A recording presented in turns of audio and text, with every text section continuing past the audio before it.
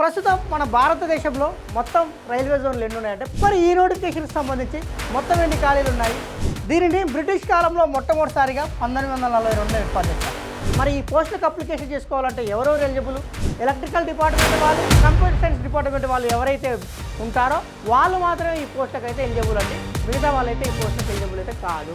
First స్టేజ్లో ఎవరైతే merit సాధిస్తారో వాళ్ళని వచ్చేసి సెకండ్ స్టేజ్కి అయితే ఎంపిక చేస్తారు. ఈ సెకండ్ స్టేజ్లో వచ్చిన మార్కుల ఆధారంగా మాత్రమే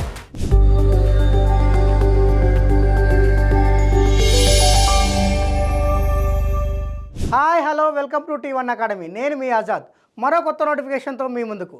మనకైతే ఆర్ఆర్బీ నుండి అయితే ఒక నోటిఫికేషన్ అయితే విడుదలైందండి. ఏంటి ఆ నోటిఫికేషన్ అంటే ప్రస్తుతం మన భారతదేశంలో మొత్తం రైల్వే జోన్లు ఎన్ని ఉన్నాయంటే 19 రైల్వే జోన్లు ఉన్నాయి. ఈ 19 రైల్వే జోన్లతో పాటు ప్రొడక్షన్ యూనిట్లు కూడా ఉన్నాయి. ఈ 19 రైల్వే జోన్లలోనూ మరియు ప్రొడక్షన్ యూనిట్లలోనూ జూనియర్ ఇంజనీరింగ్ పోస్టులు మరియు డిపో మెటీరియల్స్ సూపరింటెండెంట్ అనే పోస్టులు అయితే ఖాళీగా ఉన్నాయి. ఈ ఖాళీలను భర్తీ చేయాలనే ఉద్దేశంతో ఈ నోటిఫికేషన్ అయితే విడుదల చేయడం జరిగింది. మరి ఈ నోటిఫికేషన్కి సంబంధించి మొత్తం ఎన్ని ఖాళీలు ఉన్నాయి, ఈ ఖాళీలకు సంబంధించి అప్లికేషన్స్ ఎప్పటి నుండి ప్రారంభమవుతుంది, ఎవరెవరు అర్హులు, ఏజ్ ఎంత ఉండాలా, ఫీజు ఎంత ఉంటుంది, ఎంపిక ఎలా జరుగుతుంది, దీనికి సంబంధించిన పూర్తి సమాచారాన్ని మన వీడియోలో తెలుసుకుందాం. RRB railway recruitment boards. మనకి ఏదైనా ఒక సంస్థ నుండి ఒక నోటిఫికేషన్ వచ్చినప్పుడు ఆ నోటిఫికేషన్కి అప్లికేషన్ చేసుకోవడానికంటే ముందు అసలు ఆ నోటిఫికేషన్ ఏ సంస్థ నుండి వచ్చింది, ఆ సంస్థ యొక్క పూర్వపరాలను తెలుసుకున్న తర్వాతనే మీరైతే ఆ నోటిఫికేషన్కి అప్లికేషన్ చేసుకోవాలి. ఇప్పుడు ఈ నోటిఫికేషన్ ఏ సంస్థ నుండి వచ్చింది, ఏ సంస్థ నుండి వచ్చిందంటే ఆర్ఆర్బీ నుండి వచ్చింది. ఆర్ఆర్బీ అంటే రైల్వే రిక్రూట్మెంట్ బోర్డు. మరి ఈ ఆర్ఆర్బీని ఎవరు ఏర్పాటు చేశారు, ఎప్పుడు ఏర్పాటు చేశారు, అసలు ఎందుకు ఏర్పాటు చేశారో తెలుసుకుందాం.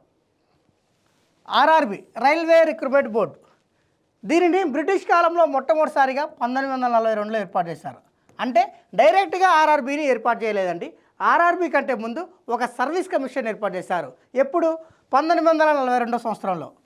ఎందుకు ఏర్పాటు చేశారంటే నార్త్ వెస్టర్న్ రైల్వే జోన్ ఏదైతే ఉందో ఆ నార్త్ వెస్టర్న్ రైల్వే జోన్లలో ఉద్యోగాలను భర్తీ చేయాలనే ఉద్దేశంతో 1942లో ఈ ఆర్ఎస్సి అంటే రైల్వే సర్వీస్ కమిషన్ అయితే ఏర్పాటు చేయడం జరిగింది.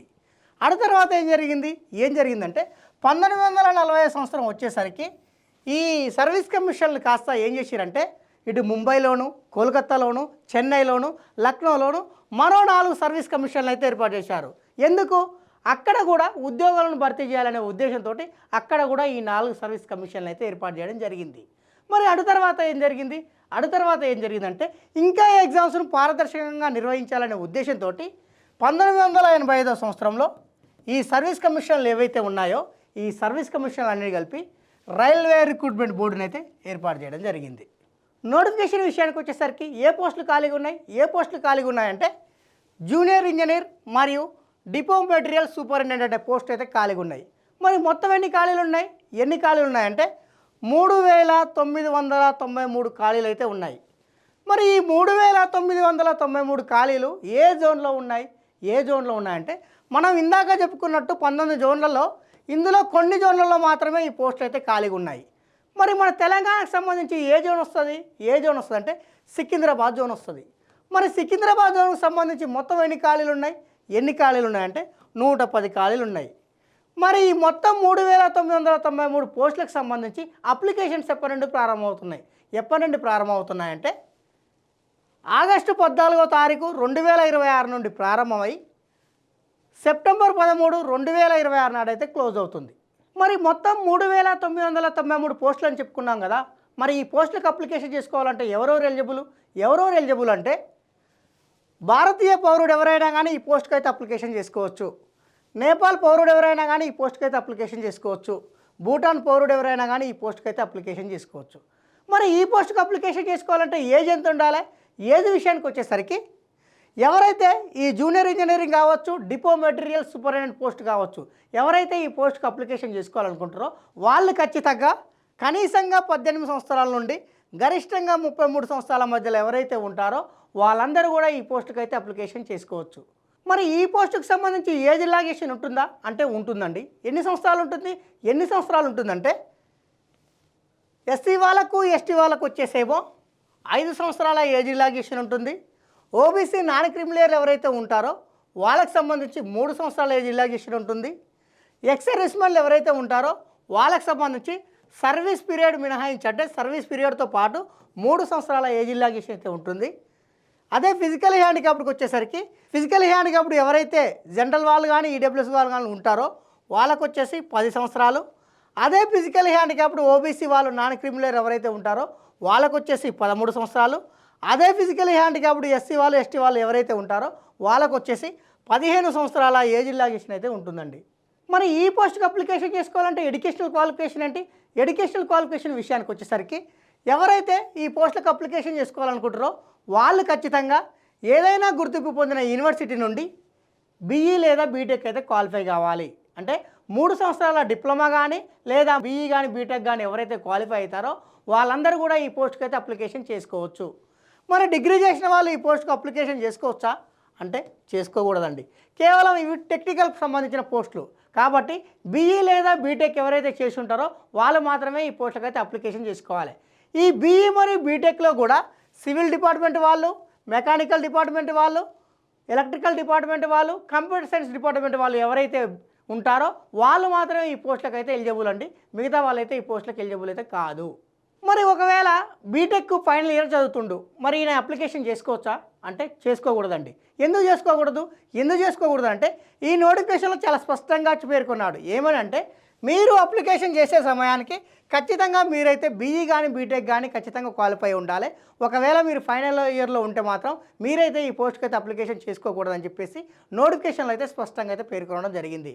కాబట్టి ఎవరైతే ఫైనల్ ఇయర్ చదువుతారో వాళ్ళు మాత్రం ఈ పోస్ట్కి అయితే ఎలిజిబుల్ అయితే కాదండి. మరి ఈ పోస్టులకు అప్లికేషన్ చేసుకోవాలంటే అప్లికేషన్ ఫీజు ఎంత? అప్లికేషన్ ఫీజు విషయానికి వచ్చేసరికి జనరల్ వాళ్ళకు వచ్చేసేమో 500 రూపాయల అప్లికేషన్ ఫీజు ఉందండి. అదే ఎస్సీ వాళ్ళకు, ఎస్టీ వాళ్ళకు, ఎక్స్ సర్వీస్ మ్యాన్లకు, ఫిజికల్ హ్యాండిక్యాప్డ్ వాళ్ళకు, ఫీమేల్కు, ట్రాన్స్జెండర్కు, మైనార్టీస్ వాళ్ళకు, ఎకానమల్లీ బ్యాక్వర్డ్ క్లాసెస్ అంటే ఈబీఎస్ వాళ్ళు ఎవరైతే ఉంటారో వాళ్ళకు వచ్చేసి 250 రూపాయల అప్లికేషన్ ఫీజు అయితే ఉన్నది. మరి ఈ అప్లికేషన్ ఫీజు రీఫండబులా అంటే రీఫండబుల్ అండి. కాకపోతే మొత్తం అయితే రాదు. మరి ఎంత వస్తుంది అంటే ఎవరైతే జనరల్ వాళ్ళు ఉన్నారో వాళ్ళకు వచ్చేసి అప్లికేషన్ ఫీజు 500 రూపాయలు అని చెప్పుకున్నాము. ఈ 500 రూపాయలలో కేవలం 400 రూపాయలు మాత్రమే రీఫండ్ అయితే వస్తుంది. మరి ఈ 400 రూపాయలు ఎప్పుడు వస్తుంది అంటే మీరు అప్లికేషన్ చేసుకున్న తర్వాత ఫస్ట్ సిబిటి ఎగ్జామ్ ఏదైతే ఉంటుందో ఆ సిబిటి ఎగ్జామ్కు హాజరైతేనే మీకైతే ఈ ఫీజు రీఫండబుల్ అవుతుంది. ఒకవేళ అప్లికేషన్ చేసి మీరు ఎగ్జామ్కి అయితే హాజరు కాకపోతే మీకైతే ఈ ఫీజు రీఫండబుల్ కాదు.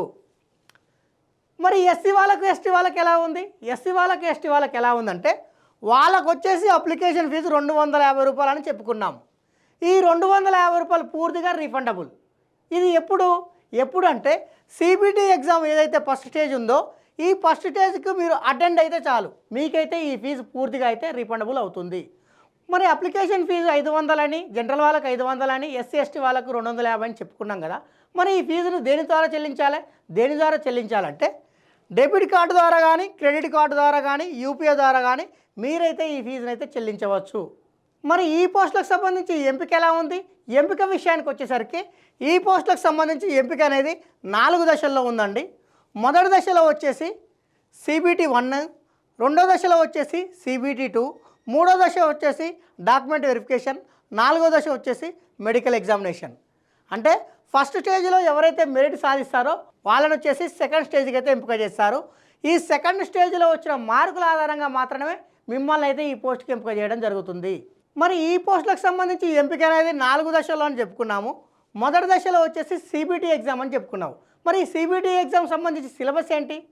సిలబస్ విషయానికి వచ్చేసరికి 10th స్టాండర్డ్ సిబిఎస్ సిలబస్ అండి. అంటే 10వ తరగతిని ప్రామాణికంగా తెలుసుకొని అంటే 1వ తరగతి నుంచి 10వ తరగతి ఏదైతే సిలబస్ ఉందో అది కూడా సిబిఎస్ సిలబస్ ఏదైతే ఉందో వాటిని మాత్రమే సిలబస్గా పరిగణించడం అయితే జరిగిందండి.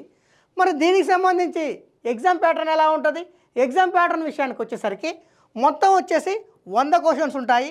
మొత్తం మార్క్స్ వచ్చేసి 100 మార్కులు ఉంటుంది. మరి ఈ 100 క్వశ్చన్స్ 100 మార్కులకు సంబంధించి సిలబస్ ఏంటి? సిలబస్ విషయానికి వచ్చేసరికి mathematics, general intelligence and reasoning, general awareness, general science. మరి ఈ మ్యాథమెటిక్స్ సంబంధించి మొత్తం క్వశ్చన్స్ వచ్చేసి 30 క్వశ్చన్స్ ఉంటాయి, 30 మార్కులు ఉంటాయి. జనరల్ ఇంటెలిజెన్స్ అండ్ రీజనింగ్ సంబంధించి 25 క్వశ్చన్స్ ఉంటాయి, 25 మార్కులు ఉంటుంది. జనరల్ అవేర్నెస్ సంబంధించి 15 క్వశ్చన్స్ ఉంటాయి, 15 మార్కులు ఉంటాయి. జనరల్ సైన్స్ సంబంధించి 30 క్వశ్చన్స్ ఉంటాయి, 30 మార్కులు ఉంటుంది. మొత్తం వచ్చేసి 100 క్వశ్చన్స్ 100 మార్కులు. మరి ఈ 100 క్వశ్చన్స్ 100 మార్కులకు సంబంధించి కేటాయించిన సమయం ఎంత అంటే 90 నిమిషాలు. మరి ఈ సిబిటి ఎగ్జామ్కి సంబంధించి నెగిటివ్ మార్కింగ్ ఉంటుందా అంటే ఉంటుందండి. ఎంత ఉంటుందంటే 1/3 నెగిటివ్ అయితే ఉంటుంది. అంటే 3 క్వశ్చన్లు తప్పైతే మీరైతే ఒక మార్కునైతే కోల్పోతారు. మరి ఈ పోస్టులకు సంబంధించి ఎంపిక అనేది 4 దశల్లో అని చెప్పుకున్నాం. మొదటి దశ వచ్చేసి సిబిటి 1 అని చెప్పుకున్నాం. ఈ సిబిటి 1లో ఎవరైతే మెరిట్ సాధిస్తారో వాళ్ళని వచ్చేసి సిబిటి 2కి అయితే సెలెక్ట్ చేయడం జరుగుతుంది. మరి ఈ సిబిటి 2కి సంబంధించి ఎగ్జామ్ ప్యాటర్న్ ఎలా ఉంటుంది? ఈ సిబిటి 2కి సంబంధించి ఎగ్జామ్ ప్యాటర్న్ విషయానికి వచ్చేసరికి మొత్తం వచ్చేసి 150 క్వశ్చన్స్ ఉంటాయి. మొత్తం మార్కులు వచ్చేసి 150 మార్కులు ఉంటుంది. మరి ఈ 150 క్వశ్చన్స్ ఈ 150 మార్కులకు సంబంధించి సిలబస్ ఏంటి? సిలబస్ విషయానికి వచ్చేసరికి general awareness, physics and chemistry, basics of computers and applications, basics of environment and pollution control and technical abilities. మరి జనరల్ అవేర్నెస్ సంబంధించి మొత్తం క్వశ్చన్స్ అన్ని 15 క్వశ్చన్స్ 15 మార్కులు. అదే ఫిజిక్స్ అండ్ కెమిస్ట్రీకి సంబంధించి 15 క్వశ్చన్స్ 15 మార్క్స్. అదే basics of computers and application సంబంధించి 10 questions 10 మార్కులు. అదే basics of environment and pollution control సంబంధించి 10 క్వశ్చన్స్ 10 మార్కులు. అదే టెక్నికల్ ఎబిలిటీకి సంబంధించి 100 క్వశ్చన్స్ 100 మార్కులు. మొత్తం వచ్చేసి 150 క్వశ్చన్స్ 150 మార్కులు. దీనికి సంబంధించి కేటాయించిన సమయం ఎంత అంటే 120 నిమిషాలు. మరి ఈ 150 క్వశ్చన్స్కి ఈ 150 మార్క్స్ సంబంధించి నెగిటివ్ మార్కింగ్ ఉంటుందా అంటే ఉంటుందండి. ఎంత ఉంటుందంటే ఇందులో కూడా 1/3 అయితే నెగిటివ్ అయితే ఉందండి.